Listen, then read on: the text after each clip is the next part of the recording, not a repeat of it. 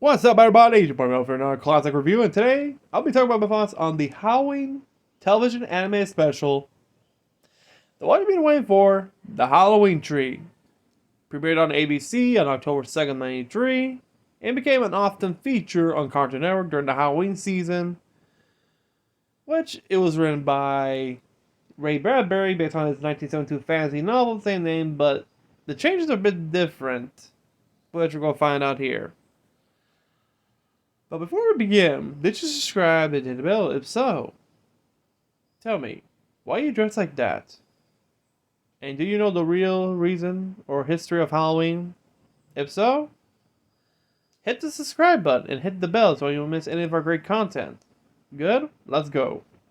So yeah, The Halloween Tree was an animated fantasy special produced by Hannah-Barbera, and it focused on its story tells on a group of trick-or-treating children who learn the origins and influences of Halloween when one of their friends is spirited away by a mysterious force. Bradbury, the author of the story, served as the narrator of the film and also wrote the script for it as well. Along with that, the film also stars the late great Leonard Nimoy as the children's guide, Mr. Mountshroud.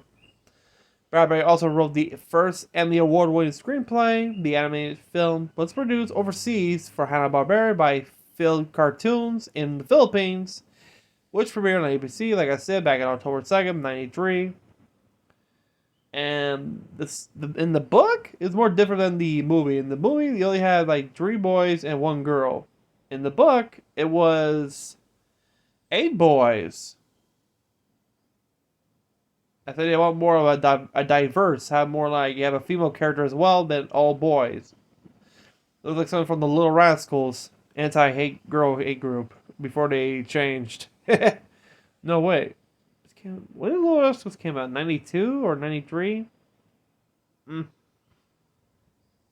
But yeah. The film star, I kind of like it because not only you have the author, he's also who wrote the script and also the narrator. I thought it'd be Leonard Nimoy because when you have a name like that, you'll be guessing he'll be the one. Also, you have it was directed by Mario Peluso, and along with Leonard Nimoy as the voice cast, you got Annie Barker, Alex Greenwald, Eden Gross, Kevin Smits, Andrew Keegan. It was composed by John Debney, and it was, well, you know.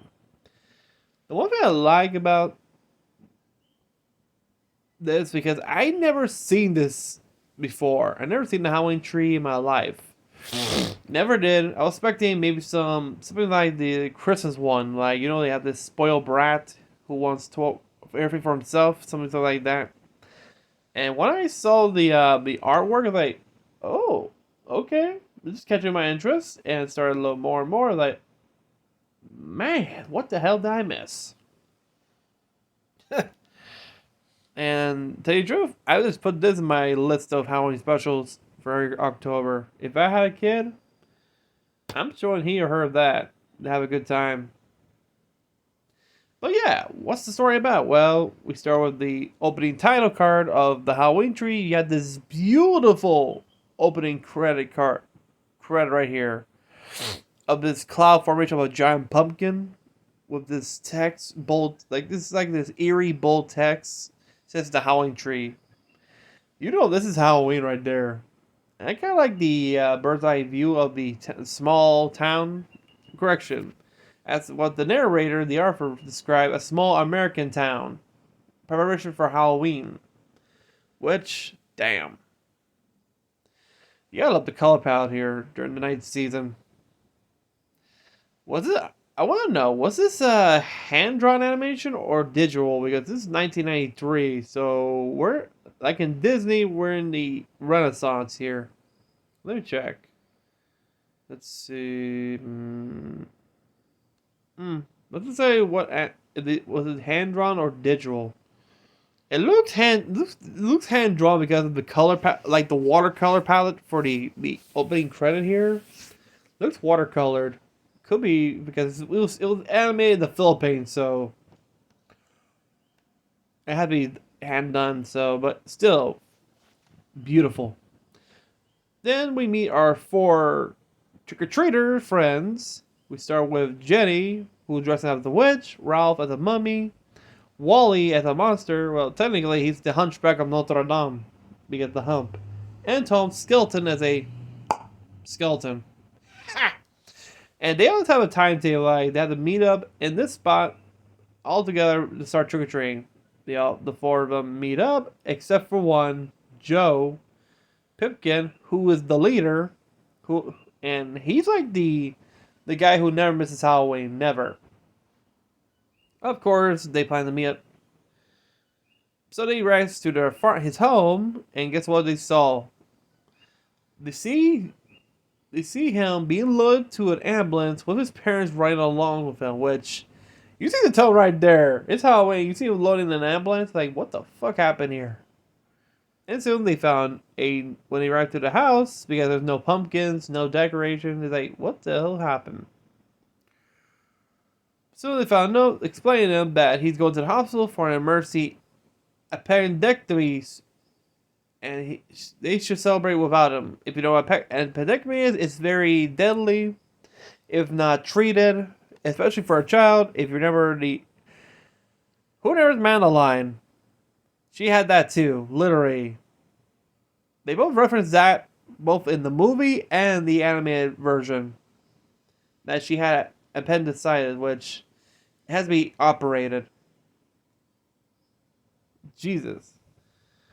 Of course, they feel they cannot start Halloween without him, so they followed the ambulance to visit him at the hospital. Todd suggests a shortcut through the spooky woods, which the dark ravine, eerie ravine, which, damn.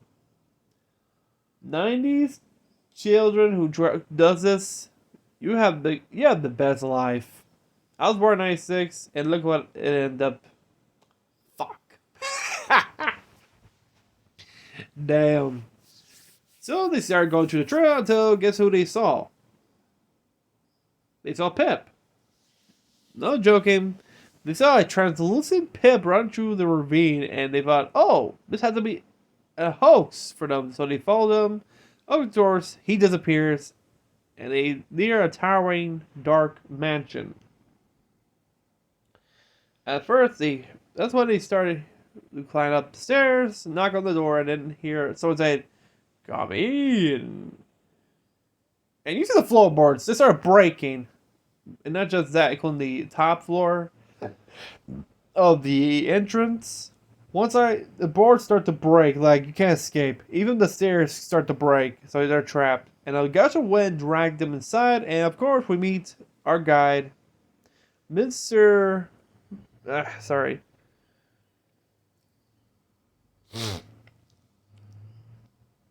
Mr. Whoopi. Oh yeah, his full name. Mr. Carapis Clavicle Monshroud, or Mr. Monshroud for short, greets him inside. Monshroud actually expressed disappointment that none of the children know what their costumes symbolize, because they don't get it. Like, first he asks the girl, "Why are you dressed as a witch?" "You, boy, why are you dressed as a skeleton?" "You, boy, why are you dressed as a mummy?" Which none of them understand why. And that's a good question. Why? Until he reveals that he is after the ghost of Pip, which, what the fuck happened? Did he survive or something? Which, of course, Pip was hiding inside, and he starts chasing him until, when the kids look outside, they see this massive tree covered in jack-o'-lanterns. Literally. When I saw dude,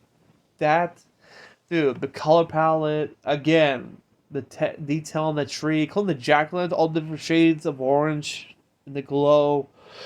Ooh, that shouts Halloween right there. Right there. You just want to have a portrait of that and you put in your office right there. For Halloween. Hell yeah. And we see Pip climbing up the tree, and it turns out, what's he after? He's after he steals a pumpkin with his face carved into it on Monshroud's Halloween tree of jack-o'-lanterns. Which, of course, Tom begs. Which, of course, The rest try to climb up until Pip jumps off the tree and lands on the leaf pile. But Mountstraw has to cast a wind spell, which of course blows Pip away along with the jack-o'-lantern. So, Tom begs Mountstraw to let them come with him to help bring back Pip. Mountstraw initially refuses, but relents if they can help up with him before dawn. Then they might be able to retrieve the pumpkin and get Pip back. While also going on a scavenger hunt of sorts to learn about the significance of their costumes and the origins of Halloween. They begin to end their pursuit, which of course they travel on a giant kite, rubbing down old circus posters from a nearby barn and crafting a giant October kite.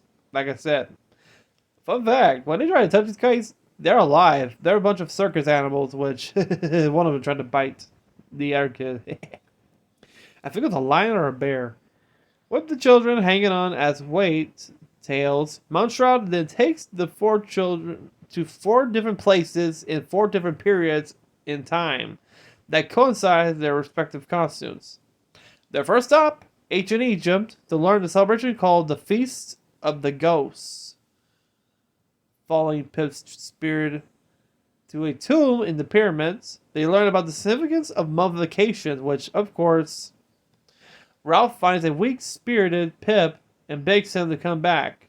As the priest began trying to embalm Pip, Ralph scares him away by pretending to be a real mummy. When Mountstraw confronts him again, Pip uses his pumpkin's magic to escape him, and the group chases him through time once more. I kind of like it that when they arrive at ancient Egypt, they will actually inside a house belonging to some Egyptian woman, and actually welcomes them. It's kind of weird. You're from the 20th century, and you're in ancient Egypt, and they'll ask you about the weird outfits you're wearing. It's kind of cojones right there. And also, you see Mountstraw pretending to be this Egyptian mummy, asking shit. The one who's dressed as a... what's his name? Ralph? Yeah, Ralph. About why he's dressed as a mummy? Yeah. Of course, you see Pip going to spin the pumpkin and boom, bye-bye. Next, they arrive at the UK, more specifically, during the Dark Ages, and they arrive at Stonehenge. And they witness the ritual carried out by the Celtic Druids and the villagers of the old Celtic world. As Mountstraw teaches them, Pip briefly appears as a black cat. They come across a field of straw being harvested and made into brooms, and discover a coven of witches chanting and celebrating the new year. Which, of course, Mountstraw helps the children escape a mob of anti-witch, a witch hunt by the villagers by making some of the brooms fly. Yeah. Well, you know the girl who's dressed as a witch and realize that? Yeah. Whew. It's not a good time for people who want to practice a different religion, ain't it? Huh? Of course, they fly away. Then knocks Pip off his broom in an attempt to snatch away his pumpkin. Jenny catches Pip, but afraid of losing him, he encourages her and then darts away. Their next stop, France. And when they arrive, an unfinished the Cathedral of Notre Dame in Paris. Learning of the cathedral's use of gargoyles and demons, the children uses Mounstraw's magic to finish the cathedral, and Wally climbs to reach Pip's shaped gargoyle that is holding Pip's pumpkin. Of course, he's dressed as the Hunchback of Notre Dame. Why not? This is his domain. He begs Pip to be strong, and Pip flees again. Damn. And their final destination is Mexico, which, of course, learn the significance of skeletons during Dia de los Muertos, or Day of the Dead festivities. Which, of course, they look at the graveyard. It's like another Halloween. People visiting graveyards. Which one of the day? Why can't we have that there? Good question. Same here. Of course, they head for the catacombs, which, of course, they find a very weak Pip in the catacombs. Tom manages to get Pip and apologizes to him, admitting he feels guilty for the whole ordeal because he once wished for something bad to happen to Pip so he could leave the group for once. Like, whoa, that is so dark. You literally just wish something bad happened to your friend, and look at that, he has appendicitis. That's a near-death condition. You are dark as fuck, man. For being a leader, we all know every leader has their Brutus right there. But of course, Pip doesn't hold no grudges. And Pip smiles and forgives him, promising to let him lead anytime he wants. Pip's spirit crumbles into dust and is gone. I kind of like it. I forgot to mention, when they're in the catacombs, you see these mummified bodies. These are the people that couldn't pay the rent of their tombs, so they were put in here. And they had to get through them. And Tom managed, well, in his skeleton outfit, he can actually pass by them while they crumble to pieces. Monstro tells the children that they did not make it in time, and Pip is now his property. Let's just say that this is when the children offer him a year from the end of each of their lives in exchange for Pip.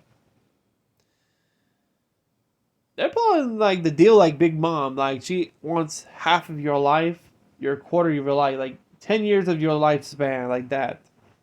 Jesus. First was Tom, who offers him the end of his life. A year of his life. And decided to be real friends and group up, decide the join. And guess what? Which of course, Monstro accepts the deal and gives each of them a piece of sugar candy skull with Pip's name on it, sealing the bargain. Pip's spirit then revives, and he snatches his pumpkin from Monstro and flies out. The group then immediately transported back home to America in their current time. In the present day, having completed the 4,000-year journey, the children go to Pip's house and see if the experience was real, and are delighted to see him back from the hospital. Which, of course, Pip explains that he had a weird dream. It was like a come and go, like he was fading away. And he said he thought he was in ancient Egypt, Stonehenge, Paris, and Mexico, which, oh boy, he was in purgatory. Which everybody laughed. Of course, back at the mansion, as dawn approaches, we see Monstro blows out his own pumpkin, which we see on the top of the tree. As he blows it out, he turns to smoke and disappears. Then the Halloween tree is assaulted by strong winds, blowing all the pumpkins away, except for Pip's pumpkin, which the children rescued by their sacrifice. Which, you see the wind blowing all the pumpkins into the dawn, as we know he'll be back next year. And that was the Halloween tree, folks. And wow, this was a good Halloween special. I don't know why I never seen this until like a week ago. It was actually pretty cool. I enjoyed it.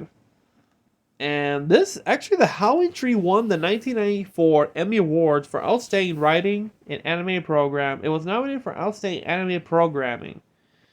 As you know, for home media, it was released on VHS by Turner Home Entertainment in the 90s. First released on September 14th, 94, and re-released again in 1995, including a Yogi Bear short, Bewitched Bear. It was also released on Laserdisc with an audio commentary by Ray Bradbury included. In 96, it was part of Cartoon Network's video series with multiple release issues by Warner Home Video in 1997 and to 2001. By 2012, Warner Archives released the movie on DVD as part of the Hannah-Barbera Classic Collection series. Which, damn. But yeah, folks, and that's the Halloween tree. Tell me, were you the lucky ones who managed to see this? I'm talking about, okay, when I see what age group that watches my channel, there's a lot of older people, so I think you get some of them from 30s might seen the Halloween Tree in 1996. No, 1993 when it first came out on ABC. Anybody who's seen reruns or actually has a DVD of it, hey, let me know in the comments down below what you think. And yeah, I'm still working on the special, which I think I might upload the poster for today. There's two versions. You got a vertical and horizontal. The vertical is the thumbnail art, and the horizontal is the poster, which you might enjoy. But until then, if you're new to the channel, remember to subscribe, hit the bell, like this video, and remember our goal to hit 1 million subscribers, or at least 500K, because hey, it's already been a year, so let's do this. Until then, see you next week. Have a great day. And also, we're closer to see Five Nights at Freddy's, so this is going to be fun. So, have a nice day. See ya.